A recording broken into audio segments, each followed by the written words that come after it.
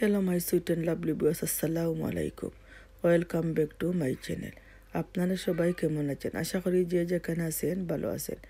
আমিও আল্লাহর রহমতে আপনাদের সবার দোয়ায় বেশ ভালো আছি। আজ আমি আপনাদের সাথে শেয়ার করবো দুইটা রেসিপি। একটা হলো কচুলতি দিয়ে কাঁঠালের বিচি চিংড়ি মাছ দিয়ে শুটকি বোনা। আর একটা হলো এখান দেখতে পাচ্ছেন আমি ফ্রেশ কচুলতা নিয়েছি। এটাকে কেটে ধুয়ে পরিষ্কার করে নিয়েছি। আর নিছি আমি কাঁঠালের বিচি। আর লাগবে আমার চিংড়ি মাছ। প্রথমে আমি একটা হাঁডির মধ্যে শুটকিগুলোকে কাটা ফেলে পরিষ্কার করে নিয়েছি। এখন আমি দেখতে পাচ্ছেন মরচর গুঁড়া, হলদর গুঁড়া আর লবণ পরিমাণ মতো আর রসুন কুচি দিছি। আর এখানে দেখতে পাচ্ছেন বল মাছ নিছি। বল মাছ দিয়ে আমি রান্না করব লাই শাক পাতা দিয়ে। তাই শুটকিটাকে আমি বসিয়ে দিয়েছি। দিয়ে আমি আর একটা হাঁডির মধ্যে রসুন কুচি দিয়ে একটা বাগার দিয়েছি। এখন আমি পেঁয়াজ কুচিটা দিয়েছি।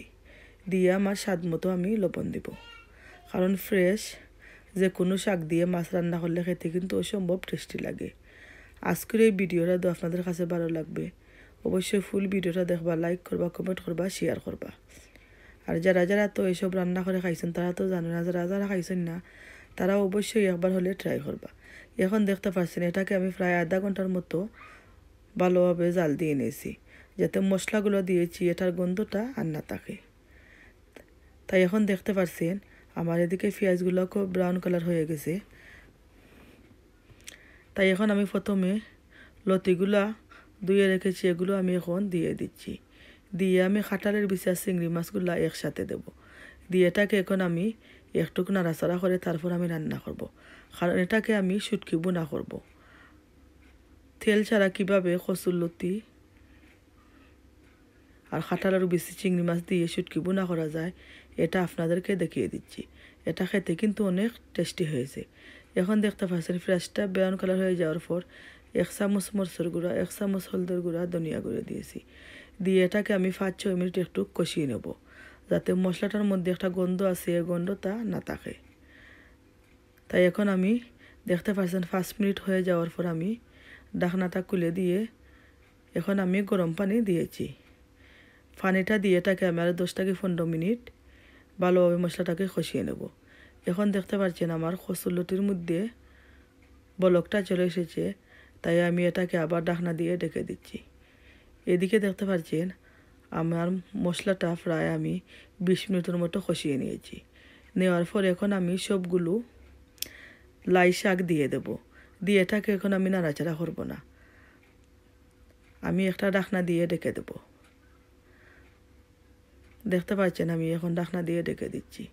এদিকে আমার শুটকির মধ্যেও বলকটা চলে এসেছে। তাই এটাকে আমি একদম শুকনা শুকনা করে নেব। কারণ এদিকে দেখতে পাচ্ছেন আমার ফাটাটা যখন একদম নিচে নেমে গেছে তখন আমি এখন নাড়াচাড়া করছি। কারণ এটা তো ফ্রেশ ফাটা, এটা সিদ্ধ হতে বেশি সময় লাগবে না। আর আপনাদেরকে আরও একটা কথা বলে দিচ্ছি, যারা যারা এখন আমার চ্যানেলটাকে সাবস্ক্রাইব করছেন না প্লিজ আপনারা আমার চ্যানেলটাকে সাবস্ক্রাইব করবেন। আর যারা যারা করেছেন তাদের সবাইকে অসংখ্য ধন্যবাদ। এখন দেখতে পাচ্ছেন আমার এই লতির মধ্যে দেখতে পাচ্ছেন যে পানিটা অনেক শুকিয়ে গেছে। তাই এখন আমি কয়েকটা কাঁচামরিচকে আধা খান করে কেটে নিয়েছি। নিয়ে এখন আমি এগুলোকে দিয়ে একটু নাড়াচাড়া করে নিচ্ছি। এদিকে আমার পাতাটা সিদ্ধ হয়ে গেছে। তাই এখন আমি মাছগুলোকে দিয়ে 2-3 মিনিট একটু কষিয়ে নেব। কারণ আপনারা অবশ্যই দেখছেন যে আমি শাকের মধ্যে কোনো পানি দিছি না। তাই শাক থেকে যে পানি চলে এসেছে এটা দিয়ে আমি এই শাকটাকে সিদ্ধ করে নিচ্ছি। এখন আমি মাছ দিয়ে 2-3 মিনিট মাছটাকে একটু কষিয়ে নেব, যাতে মশলাগুলো মাছের ভিতরে ঢুকে যায়। আপনাদের কাছে আমার এই ভিডিওটা ভালো লাগে ফ্রেন্ড অ্যান্ড ফ্যামিলির সাথে শেয়ার করবা। আর যারা যারা এখন আমার চ্যানেলটা সাবস্ক্রাইব করছেন না তারা অবশ্যই আমার চ্যানেলটাকে সাবস্ক্রাইব করবেন। এখন দেখতে পাচ্ছেন আমি এটাকে মাছটাকে কষিয়ে নিয়ে ভালোভাবে এখন আমি পানিটা দিয়ে দিচ্ছি। কারণ আমরা এই শাকটাকে রান্না করলে একটু বেশি পরিমাণ পানি দেই, কারণ এটা একটু জুল জুল হলে খেতে কিন্তু অসম্ভব টেস্টি লাগে।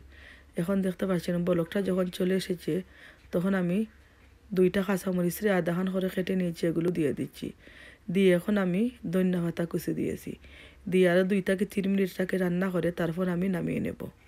আজকের এই শুটকি কচু লতি দিয়ে চিংড়ি মাছ কাঁঠালে বেশি দিয়ে শুটকি বোনাটা তো আপনাদের কাছে ভালো লাগে তেল ছাড়া, অবশ্যই আমার ভিডিওটা একটা লাইক করবেন আর ফুল ভিডিওটা দেখবেন। যারা যারা আমার ভিডিও দেখেন তাদের সবাইকে অসংখ্য ধন্যবাদ। সবসময় আপনারা যেভাবে আমার পাশে আছেন পাশে থাকবেন। সবাই সবসময় ভালো থাকেন, সুস্থ থাকেন, সবার জন্য দোয়া করি। আপনারা সবাইও আমার জন্য দোয়া করবেন। আজকের মতো এখানে বিদায় নিচ্ছি। সবাই ভালো থাকুন। আল্লাহ হাফিজ।